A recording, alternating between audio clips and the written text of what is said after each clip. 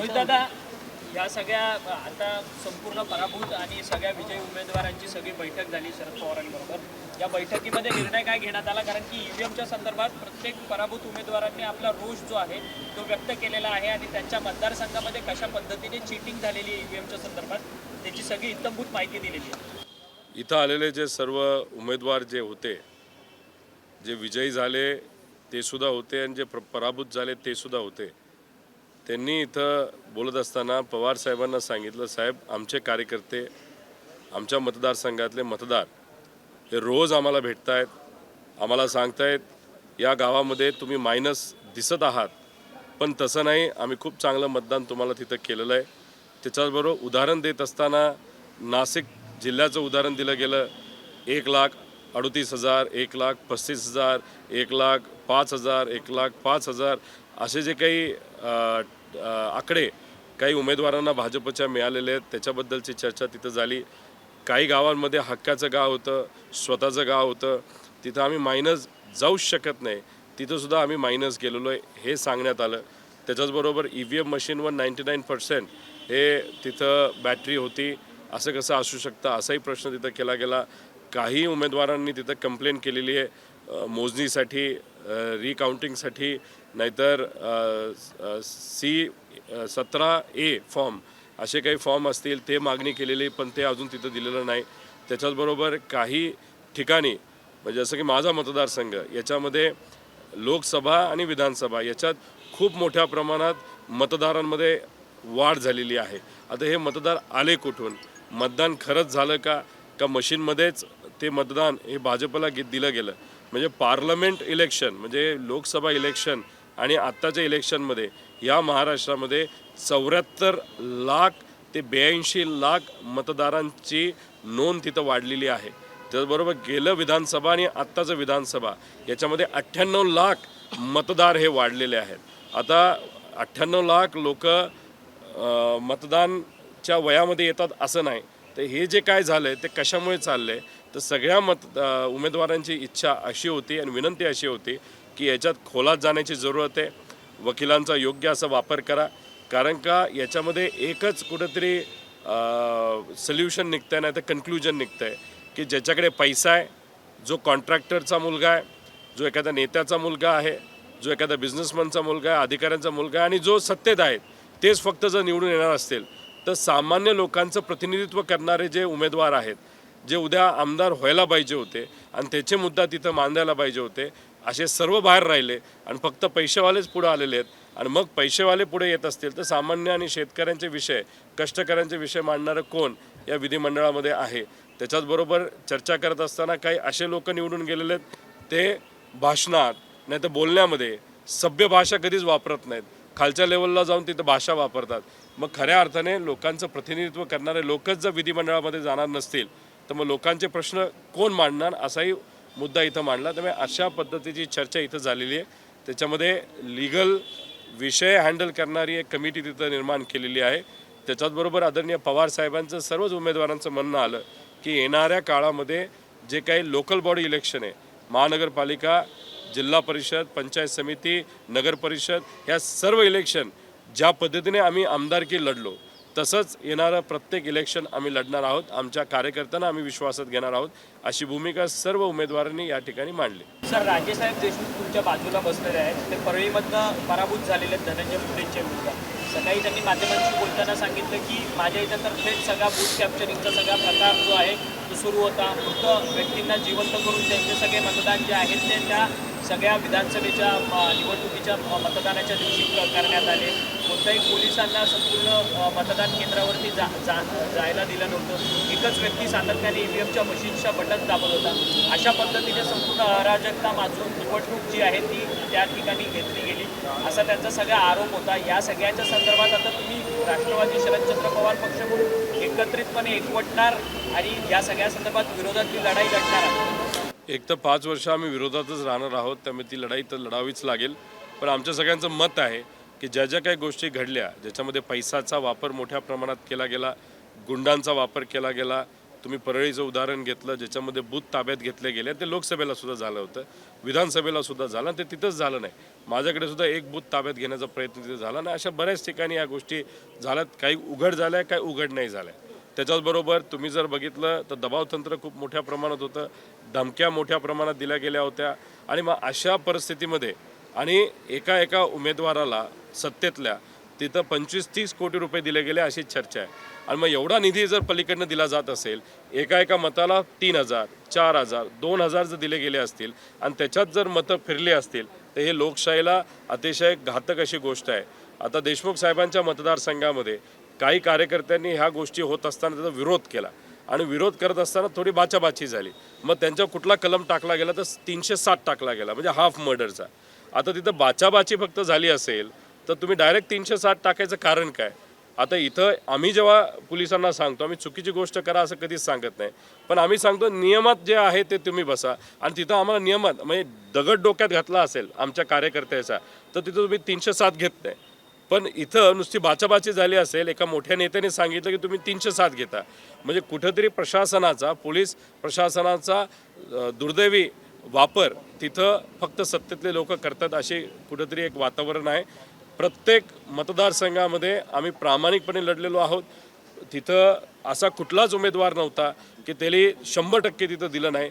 फक्त कार्यकर्त्याच्या हिमतीवर लोकशाही पद्धतीने आम्ही लढलो. आमच्याकडे काय नव्हतं तर पैसा नव्हता, दबावतंत्र नव्हता, गुंड आमच्याकडे नव्हते आणि EVM हे गुजरातचं जे आलं त्याच्यावर आमचा कुठलाच कंट्रोल नव्हता. आणि त्यामुळे दुर्दैवाने पराजय हा आम्हा सगळ्यांना तिथं स्वीकारावा लागतो. आमचं एकच मत आहे की आम्ही आमच्यातले काही लोक हरले असले तरी आम्ही कोर्टाचे दरवाजे ठोकटावू, पण प्रत्येक उमेदवाराचं मत असं आलं की आमचे प्रामाणिक कार्यकर्ते आमच्यासाठी लढले. आता त्यांचं इलेक्शन येणार आहे, तिथं जिल्हा परिषद येते, पंचायत समिती येते, महानगरपालिका येतात, त्यांच्या इलेक्शनमध्ये आम्ही त्यांच्या पाठीमागे भक्कमपणे उभं राहू.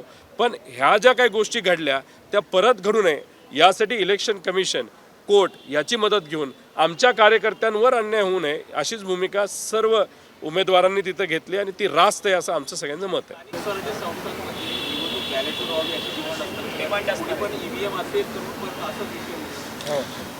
आता ह्या ज्या काही गोष्टी घडल्या त्या दुर्दैवी आहेत आणि ह्या गोष्टी परत एकदा जर स्थानिक स्वराज्य संस्थेमध्ये घडणार असतील तर मग लढायचं कशाला?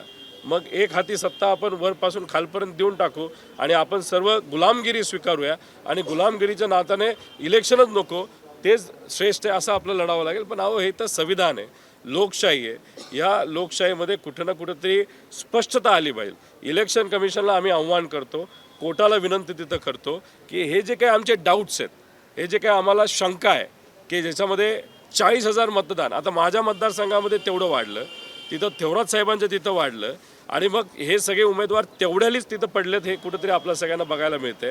तर ह्या जे काही डाऊट्स आहेत, आमच्या शंका आहेत, त्या इलेक्शन कमिशननी पुढाकार घ्यावा, कोर्टाने त्यांना सांगावं आणि दूध का दूध पाणी का पाणी तिथं झालं पाहिजे. गेल्या वेळेस 15 मिनटं फक्त दिले होते EVM चेक करायला, आमचं मत 4 दिवस द्या, कॅमेरे लावा, आमचे तज्ज्ञ लोक तिथे येतील, प्रत्येक गोष्ट, प्रत्येक पार्ट GPS का लागते, कशा पद्धतीने, शिक्षकांना सुद्धा ट्रॅक करण्यासाठी एक वेगळी यंत्रणा तिथं होती.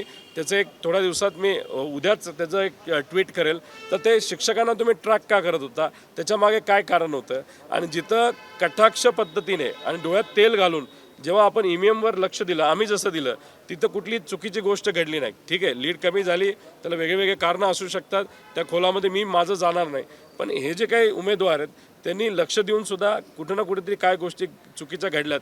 आमचं मत आहे, कार्यकर्त्यांचं मत आहे, नागरिकांचं मत आहे, स्पष्टता आली पाहिजे. इलेक्शन कमिशनने 4 दिवस द्यावेत आणि कुठली जी मशीन आम्ही सांगू ती मशीन पुढं आणायची, त्याची चिकित्सा आम्ही करणार, डिटेलमध्ये आम्ही जाणार आणि तोपर्यंत जाणार जोपर्यंत आम्हाला स्पष्टता मिळत नाही. एवढ्या धाडस हे इलेक्शन कमिशनने तिथं दाखवावं आणि केंद्र सरकारला दाखवावं, एवढीच आमची विनंती आहे.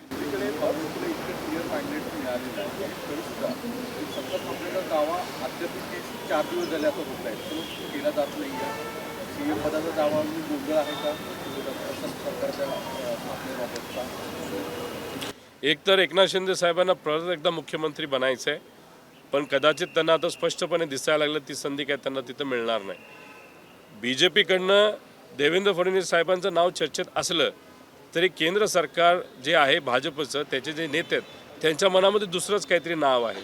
आणि हा जो काही तिढा आहे. म्हणजे स्पष्ट बहुमत मिळालं असताना सुद्धा त्याच्याचबरोबर BJP ली जर ठरवलं की फक्त एकनाथ शिंदे साहेबांच्या पार्टीला घ्यायचं तरी त्यांचं जमतंय, BJPने ठरवलं अजित पवार यांच्या पार्टीला घेतलं तरी त्यांचं जमतंय, हे असताना सुद्धा समीकरण जर आपण बघितले तर कुठेतरी बिघाड हा फक्त लाडक्या खुर्चीसाठी आहे. त्यामुळे लोकांचे विषय राहिले बाजूला. त्यांनी जे जे काय आश्वासित केलं होतं, 2100 रुपये महिलांना देऊ, वीज माफ करू, आम्ही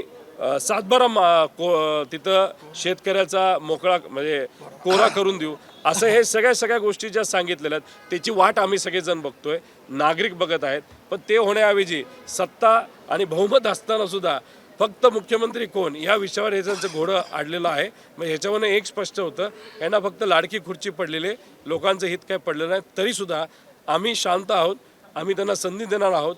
एक अधिवेशन कसं होतं बघणार आहोत, अधिवेशनामध्ये काय काय निर्णय घेतले जातात हे आम्ही बघणार आहोत. तोपर्यंत आम्ही कुठेही आक्रमक होणार नाही.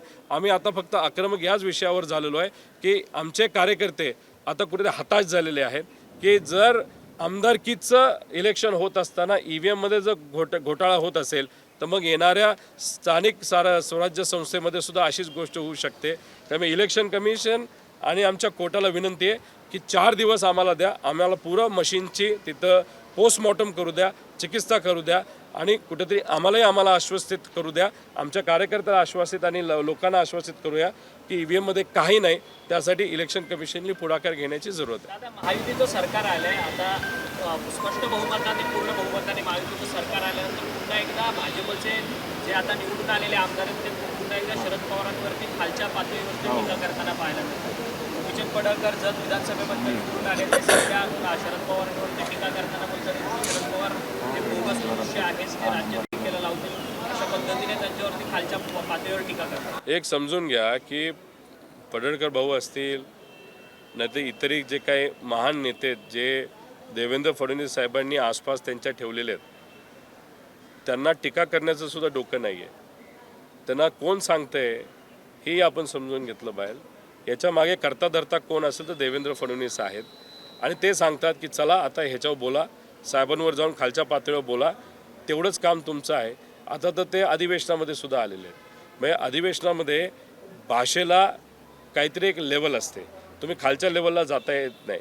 पण असे काही पराक्रमी आमदार आता निवडून आलेले आहेत, त्यांचे पराक्रम फक्त खालच्या लेवलला जाऊन टीका कसं करायचं एवढंच पराक्रम आहे. असे लोक आता अधिवेशनामध्ये सुद्धा काय बोलतील हे खरं तर बघण्याची गोष्ट आहे. बघूया पहिल्या अधिवेशनामध्ये काय पराक्रम ते गाजवतात. देखो हमारी जो बैठक हुई थी उसमें चर्चा इतनी हुई थी, जो भी उम्मीदवार हमारे खड़े थे वो बहुत प्रामाणिक पद्धति ने बहुत अग्रेसिव लोगों को विश्वास में लेते हुए लड़े. उनको रिस्पांस लोगों से बहुत अच्छा था. ये होने के बाद भी 50,000, 40,000, 70,000 से हमारे उम्मीदवार वहाँ पे अनसक्सेसफुल रहे. इनका कहना ऐसा है कि जो हमारे कार्यकर्ता है, हमारे मतदार है, उनको क्वेश्चन मार्क है मशीन पे, EVM मशीन पे. अभी सबका कहना ऐसा है कि इलेक्शन कमीशन से आप बात करो, कोर्ट से बात करो, इलेक्शन कमीशन को विनती करो कि ये जो मशीन है EVM मशीन, हम जो बताएंगे वो मशीन लाने की, और 4 दिन हमको उस मशीन का पोस्टमार्टम करना है. हमको समझ लेना है कि हमारी जो शंका है कि अचानक 40,000 मतदान एक कॉन्स्टिट्यूंसी में कैसे बढ़े. मशीन ने खुद वहाँ पे मतदान तो इनडायरेक्टली डायरेक्टली वहाँ पे किए नहीं. क्या जो कैलकुलेशन है, जो मतदान हुए और जो एक्चुअल में हुए और मशीन जो दिखा रही है उसमें जो 95 बूथ पे या मतदार संघ में इश्यूज़ है और ऐसे बहुत सारे विषय हैं. इसका जो कन्फ्यूजन अभी क्रिएट किया गया है इस स्टेट में, उस कन्फ्यूजन को अगर फुल स्टॉप लगाना है तो मशीन को लाना पड़ेगा. हमारे जो एक्सपर्ट है वो 4 दिन उसको देखेंगे, कैमरा के नीचे देखेंगे. लास्ट टाइम दिखाई गया था लेकिन 15 मिनट के दिखाए. 15 मिनट में तो एलॉन मस्क भी कुछ नहीं कर सकता. तो हमको 4 दिन चाहिए. हमको देखना है कि एक्चुअली हमारे जो डाउट्स है वो क्लियर करने. अगर वो डाउट्स क्लियर नहीं कर पाते तो ये जो डेमोक्रेसी है उसके लिए बहुत डेंजरस चीज़ है, ऐसा हम सबका कहना है. मुख्यमंत्री के लिए सीएम एकनाथ शिंदे ने आज अपना इस्तीफा दे दिया और सरकार खत्म हो गई. अभी देखते हैं, सरकार उनका है. एक्चुअली कल तक डिसाइड होना चाहिए तो मुख्यमंत्री कौन है, अभी तक डिसाइड किया नहीं गया. अभी BJP से होता है क्या, इक्ष से होता है वो देखना पड़ेगा. और BJP से अगर होता है तो देवेंद्र फडणवीस साहब को दिया जाता है या नया फेस आगे लाया जाता है, वो सब देखने की ज़रूरत है। क्योंकि मध्य प्रदेश में और गुजरात में अगर आप देखो तो वहाँ पे स्ट्रॉन्ग फेस होने के बाद भी बीजेपी ने नए चेहरे को वहाँ पे संधि दी थी। अभी महाराष्ट्र में वैसे कुछ होता है क्या, वो देखने की बात है।